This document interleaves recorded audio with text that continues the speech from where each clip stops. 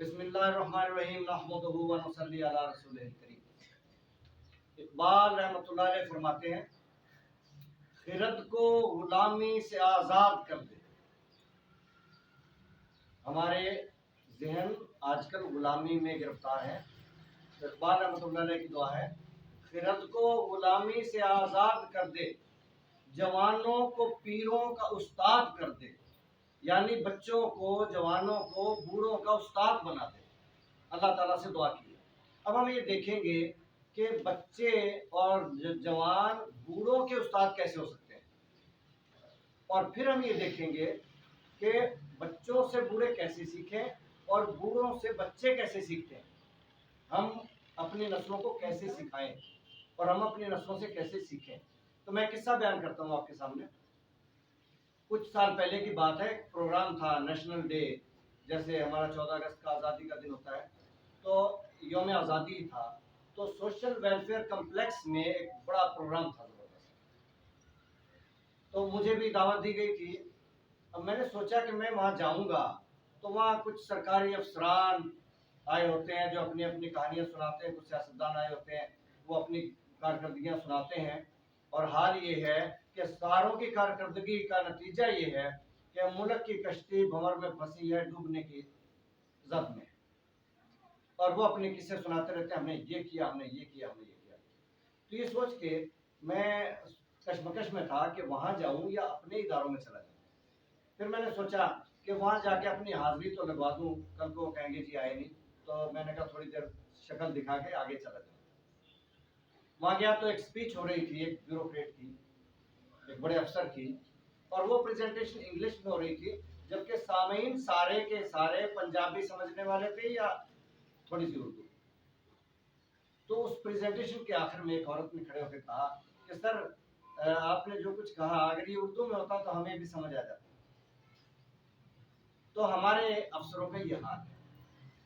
उर्दू कौम में उर्दू जुबान होनी चाहिए, तो इंशाल्लाह वो वक्त आएगा कि हमारी सरकारी जुबान उर्दू होगी। अब उसके बाद एक प्रोग्राम था बच्चों का, तो क्योंकि वो यौम आज़ादी था, तो एक फौजी परेड दिखाई गई बच्चों की, यूनिफॉर्म में थे बच्चे। अब वो जो अपना प्रोग्राम कर रहे थे, शो कर रहे थे, उसमें बाकी बच्चे, क्योंकि वो किसी अच्छे स्कूल के आए हुए बच्चे थे, अच्छे से मुराद ये है अमीरों के, वैसे तो खैर हम हमारे स्कूल से अच्छा कौन सा है, जो हाउस मेड्स के बच्चों का स्कूल है, घरेलू मुलाजमीन के बच्चों का स्कूल है, इससे बड़ा स्कूल कोई नहीं, इससे अच्छा स्कूल कोई नहीं।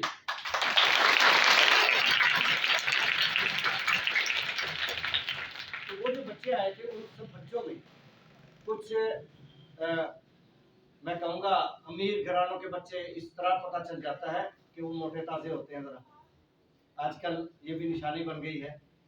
तो वो बच्चे भी थे और मीडियम भी थे, और एक बच्चा सबसे सूखा पतला, सबसे कमजोर, सबसे कम उम्र लगता था, और वो बच्चा उन सब का लीडर था।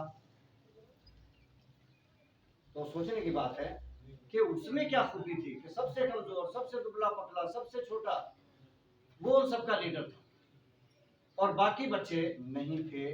तो उसमें गौर करने से ये देखा कि बाकी बच्चे जो कुछ कर रहे थे, यूं लग रहा था कि वो मजबूरी में कर रहे हैं, उनसे जबरदस्ती करवाया जा रहा है, उनका दिल नहीं कर रहा करने का। और वो बच्चा जो कर रहा था उससे यूं लगता था कि इसे शौक है करने का। ये खूबी थी जिसने उसे लीडर बना रखा था। एक खूबी ये हो गई। तो आप सब ने ये खूबी अपने अंदर, हम सब ने ये खूबी पैदा करनी है अपने अंदर कि जो काम करें ऐसे करें कि दुनिया को पता चले इसे शौक है करने का। ये किसी मजबूरी में नहीं कर रहा, बल्कि शौक है इसको करने का। और उसकी मिसाल एक हमारे साथी शमीम साहब भी हैं। ये अपना काम जो करते हैं, ये जो बिल्डर्स का काम करते हैं, इनका काम ऐसा है कि मजनू की तरह करते हैं। तो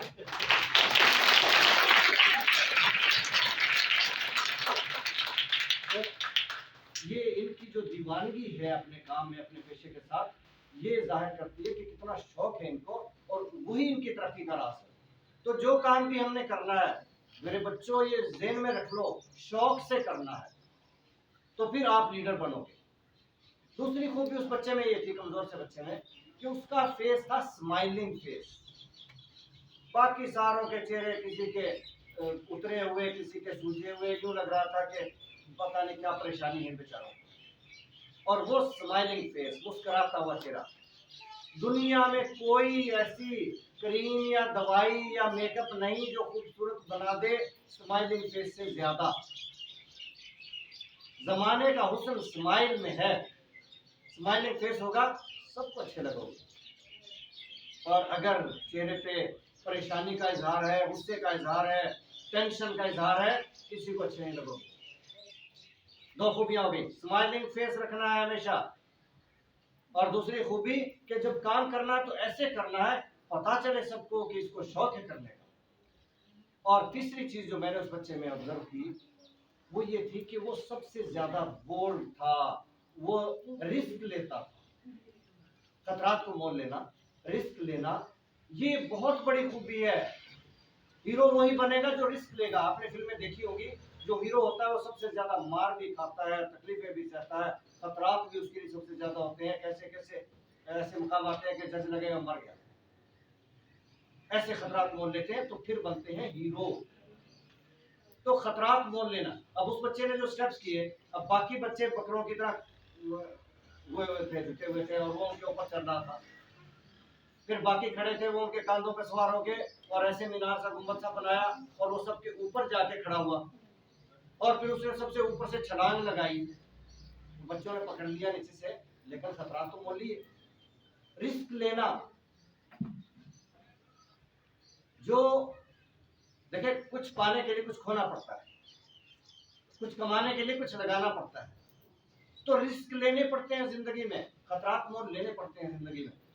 अगर ये तीन खूबियां हमें पैदा हो जाएं, स्माइलिंग फेस, शौक से काम करना और रिस्क ले लेना, तो हम जमाने के हीरो। ये तरबियत हमने बच्चों से सीखी है, सीख रहे हैं। ये नौजवानों से बुजुर्गों की तरबियत हो रही है। इसके लिए इकबाल ने फरमाया रहमतुल्लाह अलैह, खिरत को गुलामी से आजाद कर दे। हम बच्चों से सीखना नहीं चाहते, झिझकते हैं, शर्माते हैं, गुलाम हैं जमाने के, गुलाम है रस्म रिवाज के, और अपनी नस्लों से सीखना नहीं चाहते। कोई बच्चा अच्छी बात भी बताए तो उसे डांट देते हैं, ये गलत है। हम दुआ करें वही दुआ जो इकबाल रहमतुल्लाह अलैह ने की है, खिरत को गुलामी से आजाद कर दे, जवानों को पीरों का उस्ताद कर दे। तो फिर आप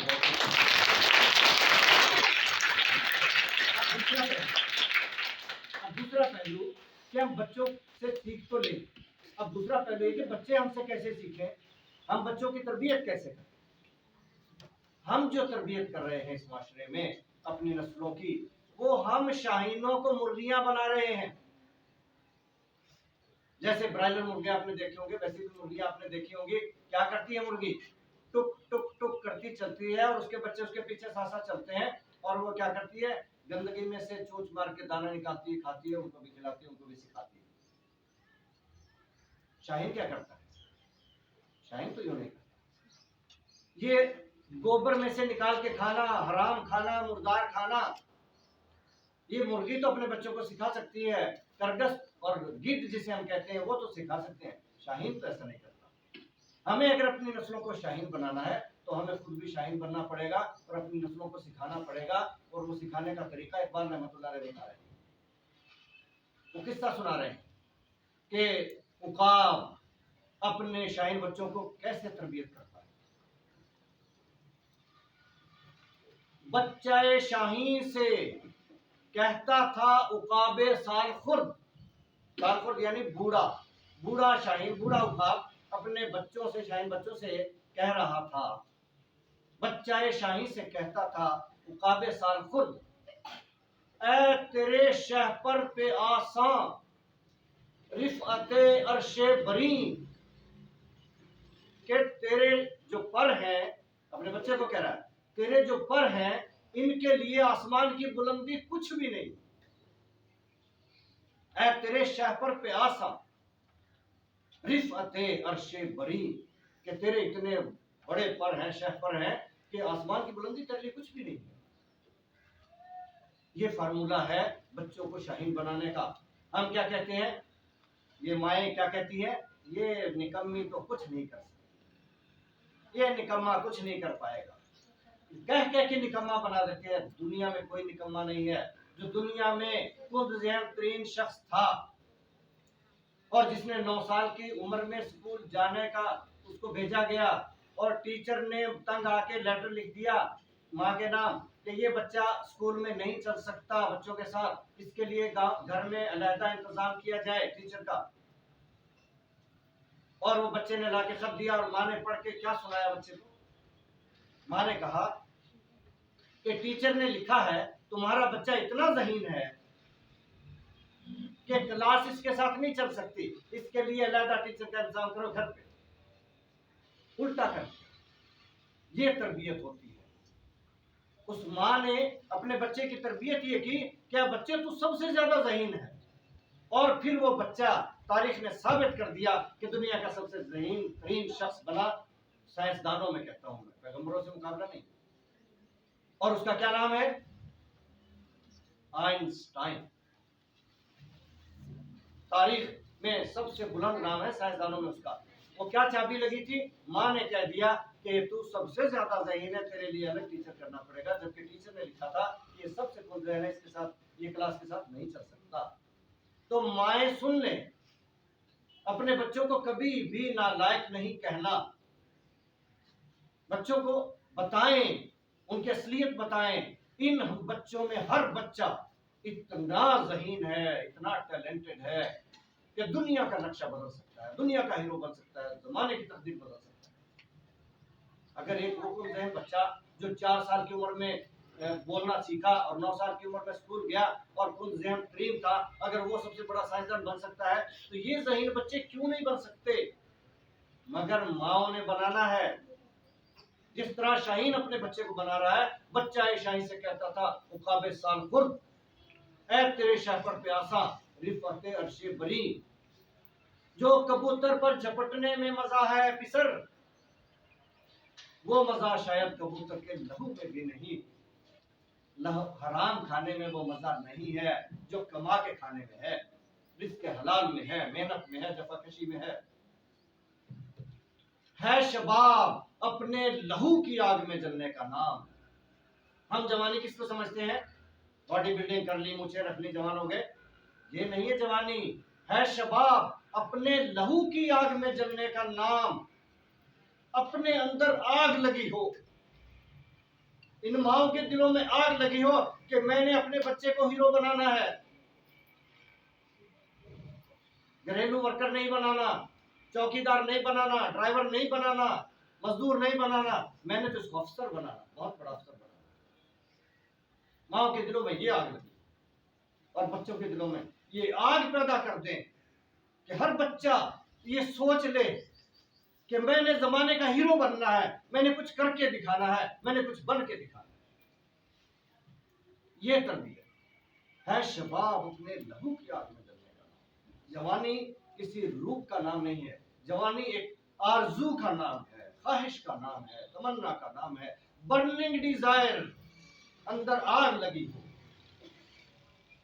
ऐसी आग कि मैंने दुनिया का अजीम इंसान बनना है, मैंने अजीम मुसलमान बनना है, मैंने अल्लाह की ज़मीन पर अल्लाह का निज़ाम लाना है, मैंने कलमे की ज़मीन पर कलमे का निज़ाम लाना है और चलाना है। ये आरज़ू आज से पैदा हो जाए बच्चों में। जब ये जवान होंगे तो ज़माने के हीरो होंगे और ये ज़माने के खलीफा होंगे, ये ज़माने के इमाम होंगे और ये ज़माने के रहबर होंगे। लेकिन अगर आज इनमें वो हम तरबियत ही नहीं करेंगे, इनको बताएंगे नहीं कि इनकी परवाज़ कितनी बुलंद जा सकती है, तो फिर इन्हें क्या पता? वो फरेब खुर्दा शाही के पला हो कर गसों में उसे क्या खबर कि क्या है रहरस में शहबाजी। इन्हें बताना पड़ेगा, ये इन्हें हमें परवरिश करनी पड़ेगी ऐसे तरीके से कि इन्हें समझाना होगा कि तुम्हारे बड़ों के आगे जमाने की बुलंदी कुछ नहीं है। और जवानी इसका नाम है कि तुम्हारे अंदर कोई आरजू हो, जुस्तजू हो कुछ करने की, कुछ बनने की।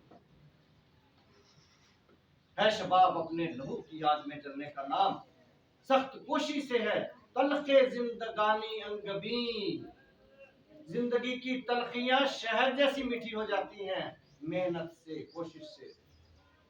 तो हम अपने बच्चों की तरबियत करते हैं इस तरह, तो फिर ये बनेंगे शाहीन, और वरना ये बनेंगे करगस और जमाने का मुर्दार खाएंगे जैसे आज खा रहे हैं लोग। आप सब कुछ देख रहे हैं, आपके सामने क्या कुछ हो रहा है। तो हमें खुद अपनी तरबियत करनी है बच्चों और जवानों से, और बच्चों की तरबियत करनी है अपने इन बुजुर्गों से, ये सिखाकर कि ऐ शाहीन बच्चों, तुम्हारे पर बड़े ताकतवर मजबूत और बड़े हैं कि तुम्हारे लिए तरक्की करना कोई मुश्किल काम नहीं। अल्लाह ताला हम सबको तरक्की की मंजिलें तय करने की हिम्मत और तौफीक अता फरमाए। Thank you very much.